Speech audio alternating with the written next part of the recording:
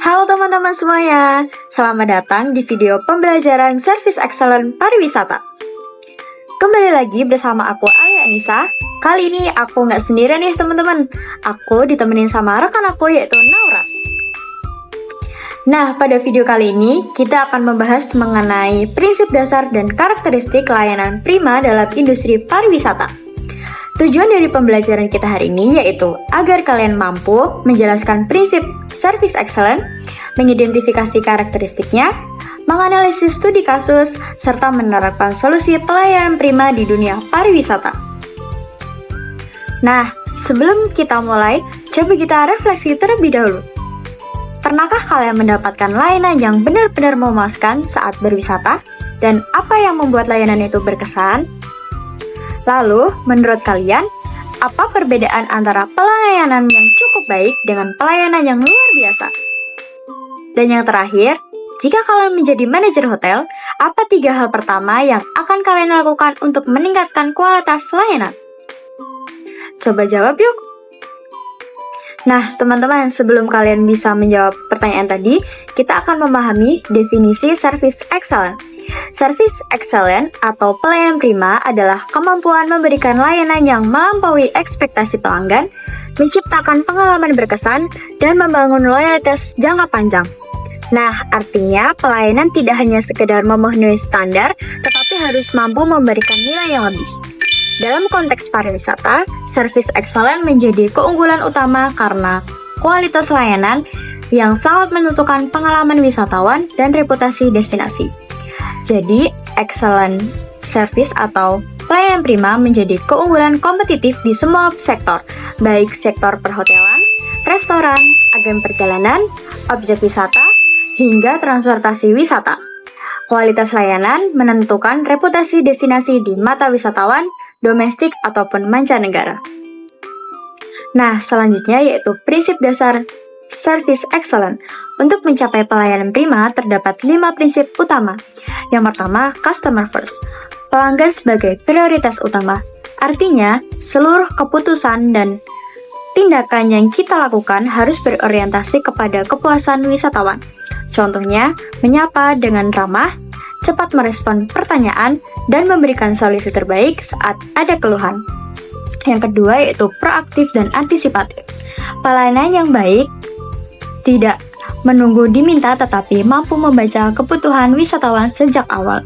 Contohnya, menaruhkan payung saat cuaca mendung atau memberikan informasi rute tanpa harus ditanya. Yang ketiga yaitu ada kompetensi kualitas. Nah, pelayanan di sini harus tetap baik dalam kondisi apapun, baik saat ramai maupun sepi, pagi maupun sore. Contohnya yaitu konsistensi, juga membangun kepercayaan dan juga citra profesional. Yang keempat yaitu empati dan personalisasi. Setiap wisatawan itu unik, sehingga pendekatan pelayanan tidak bisa disamarkan. Contohnya yaitu memberikan perhatian khusus pada lansia, anak-anak, atau wisatawan dengan kebutuhan khusus. Dan yang terakhir yaitu continuous. Improvement, perbaikan, dan juga berkelanjutan. Pelayanan tidak boleh stagnan, harus selalu berkembang dan diperbaiki. Contohnya yaitu memperbaiki sistem pelayanan setelah menerima kritik, saran, ataupun mendapatkan fasilitas berdasarkan saran tamu. Nah, selanjutnya yaitu ada karakteristik Service Excellence atau attention. Karakteristik layanan prima dapat diingat melalui akronim attention yang menjadi dasar perilaku dalam memberikan pelayanan yang berkualitas. Nah, yang pertama yaitu ada attitude atau sikap. Sikap adalah kesan pertama yang diterima wisatawan dan petugas harus menunjukkan sikap positif, ramah, sopan, dan profesional dalam setiap interaksi karena seringkali wisatawan lebih mengingat bagaimana mereka memperlakukan daripada apa yang mereka dapatkan. Yang kedua ada trust atau kepercayaan. Pelayanan prima yang baik harus mampu membangun rasa percaya. Kepercayaan muncul dari kejujuran, konsistensi, dan kemampuan memenuhi janji. Jika wisatawan sudah merasa percaya, mereka akan lebih loyal dan cenderung merekomendasikan ke orang lain. Yang ketiga yaitu ada teamwork atau kerja sama tim. Pelayanan prima tidak bisa dilakukan sendirian karena dibutuhkan koordinasi dan komunikasi yang baik antar tim agar pelayanan berjalan dengan lancar. Contohnya yaitu bagian tiketing, guiding, dan operasional harus saling mendukung. Yang keempat yaitu ada empati. Empati berarti mampu memahami perasaan dan kondisi wisatawan. Dengan empati, pelayanan menjadi lebih manusiawi dan tidak terasa kaku. Contohnya yaitu membantu wisatawan yang kelelahan atau kebingungan dengan penuh perhatian. Selanjutnya yaitu ada need, kebutuhan. Nah, pelayanan di sini harus berfokus pada kebutuhan wisatawan. Bukan hanya prosedur, kita juga mampu mengidentifikasi apa yang benar-benar mereka butuhkan saat itu. Dengan begitu, pelayanan menjadi lebih tepat sasaran. Selanjutnya yaitu ada timeline atau ketepatan waktu. Nah, waktu adalah hal yang penting dalam pelayanan. Pelayanan dengan cepat dan tepat menunjukkan profesionalitas dan menghargai wisatawan. Keterlambatan juga bisa menurunkan kepuasan secara signifikan. Selanjutnya yaitu ada inisiatif. Petugas tidak hanya menunggu instruksi, tetapi aktif mengambil keputusan serta tindakan yang menunjukkan kepedulian dan kesiapan dalam melayani. Contohnya yaitu langsung membantu tanpa diminta saat melihat wisatawan kesulitan. Selanjutnya yaitu ada ownership atau tanggung jawab. Setiap petugas harus memiliki rasa tanggung jawab terhadap pekerjaannya, tidak saling melempar masalah, tetapi berusaha menyelesaikan hingga tuntas, serta menciptakan kesan profesional dan dapat diandalkan. Nah, selanjutnya yaitu ada nurture atau menjaga hubungan. Pelayanan tidak hanya berhenti setelah transaksi selesai, hubungan dengan wisatawan perlu dijaga untuk jangka panjang. Nah, selanjutnya yaitu ada serve call atau pengukuran kualitas layanan. Nah, di materi kali ini, untuk mengukur kualitas layanan, kita menggunakan model serve call yang terdiri dari 5 dimensi. Nah, apa aja sih dimensi itu? Yang pertama yaitu ada tangible atau bukti fisik. Tangible berkaitan dengan hal-hal yang bisa langsung dilihat oleh wisatawan, meliputi fasilitas, kebersihan, kerapian, serta penampilan petugas. Contoh, kondisi toilet, area parkiran, papan informasi, hingga seragam staf. Bukti fisik yang baik akan menciptakan kesan pertama yang positif. Lalu yang kedua ada reliability atau keandalan. Nah, reliability adalah kemampuan memberikan layanan sesuai dengan janji secara konsisten dan akurat. Wisatawan ingin layanan yang baik bisa diandalkan tanpa kesalahan. Contoh yaitu jadwal wisata, tepat waktu, informasi yang diberikan sesuai, dan pelayanan tidak berubah-ubah. Yang ketiga yaitu ada responsif atau daya tanggap, adalah kesigapan dalam membantu dan merespon kebutuhan wisatawan. Semakin cepat dan tepat respon yang diberikan, maka semakin tinggi kepuasan wisatawan. Contohnya yaitu cepat menanggapi pertanyaan, sigap menanggapi keluhan, dan tidak membuat tamu menunggu lama. Yang keempat yaitu ada assurance atau jaminan dan kepercayaan. Nah, assurance berkaitan dengan kemampuan petugas memberikan rasa aman dan percaya kepada wisatawan. Hal ini mencakup mengenai pengetahuan, sopan santun, serta profesionalitas. Contohnya yaitu petugas yang kompeten menjelaskan destinasi serta membuat wisatawan merasa lebih nyaman dan aman.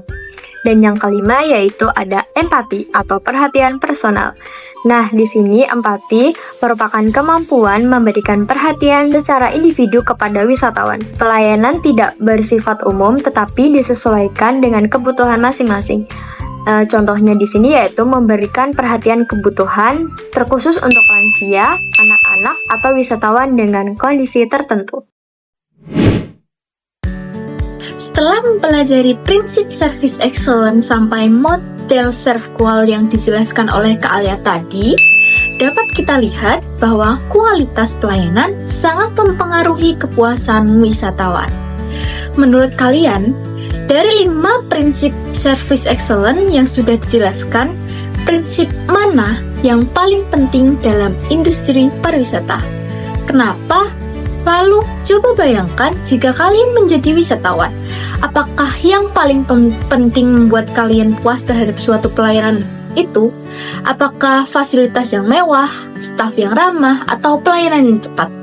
Nah, dari sini kita bisa lihat bahwa service excellence bukan hanya tentang fasilitas, tetapi juga bagaimana perusahaan mampu memberikan pengalaman yang nyaman dan juga berkesan bagi wisatawan.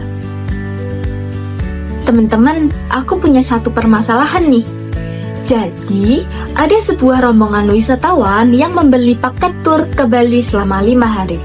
Namun, setelah tiba di Bali, hotel yang dijanjikan tersebut ternyata penuh dan diganti tanpa pemberitahuan sebelumnya. Selain itu, transportasi juga terlambat 3 jam akibat miskomunikasi dengan vendor lokal. Akibatnya, wisatawan merasa kecewa dan juga tidak percaya lagi terhadap agen perjalanan tersebut. Dalam kasus ini, prinsip apa saja sih yang dilanggar? Lalu, tindakan apa yang seharusnya dilakukan oleh agen perjalanan untuk menyelesaikan masalah tersebut? Agar masalah ini tidak terjadi lagi, pencegahan yang seperti apa sih yang dapat dilakukan oleh agen perjalanan tersebut? Yuk kita diskusi. Oke teman-teman, sekarang ada studi kasus yang kedua nih. Nah, kalau kita analisis, ada beberapa masalah utama dalam kasus ini. Yang pertama adanya kegagalan reliability karena hotel tidak mampu memenuhi janji check-in tepat waktu. Yang kedua, kurangnya responsiveness karena staf tidak mampu memberikan solusi dengan cepat. Yang ketiga ada koordinasi antar departemen, khususnya housekeeping dan front desk berjalan itu buruk. Nah, dan terakhir, hotel tidak memiliki SOP eskalasi yang jelas untuk menangani situasi darurat seperti ini. Lalu bagaimana solusi service excellence yang harusnya dilakukan? Nah, kita bisa melakukan dengan langkah ini. Dalam studi kasus agen perjalanan tadi, kita dapat melihat beberapa pola masalah dalam pelayanan pariwisata. Masalah yang pertama adalah kurangnya koordinasi antara agen perjalanan dan vendor, sehingga layanan tidak berjalan sesuai rencana. Yang kedua, kurangnya komunikasi kepada wisatawan. Nah, hal ini membuat pelanggan merasa kecewa dan tidak dihargai. Selain itu, perusahaan juga belum memiliki antisipasi atau solusi cadangan ketika terjadi masalah operasional. Hal ini menunjukkan bahwa service excellence tidak hanya tentang memberikan layanan, tetapi juga bagaimana perusahaan mampu bertanggung jawab, berkomunikasi dengan baik, dan memberikan solusi secara cepat kepada wisatawan. Selanjutnya, untuk mengukur pemahaman kalian mengenai service excellence, silahkan kerjakan soal yang telah disediakan. Bacalah setiap pertanyaan dengan teliti dan jawab sesuai dengan pemahaman kalian. Selamat mengerjakan dan semoga berhasil. Sebagai kesimpulan, service excellence berarti memberikan pelayanan yang mampu melampaui ekspektasi wisatawan. Prinsip attention dan model serve qual dapat digunakan sebagai pedoman dalam meningkatkan kualitas pelayanan. Dan dalam industri pariwisata, pelayanan yang baik sangat berpengaruh terhadap kepuasan, loyalitas, dan reputasi perusahaan maupun destinasi wisata.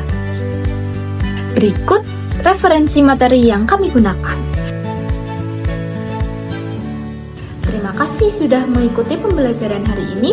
Semoga materi ini bermanfaat dan bisa kalian terapkan di dunia pariwisata. Sampai jumpa di akhir video.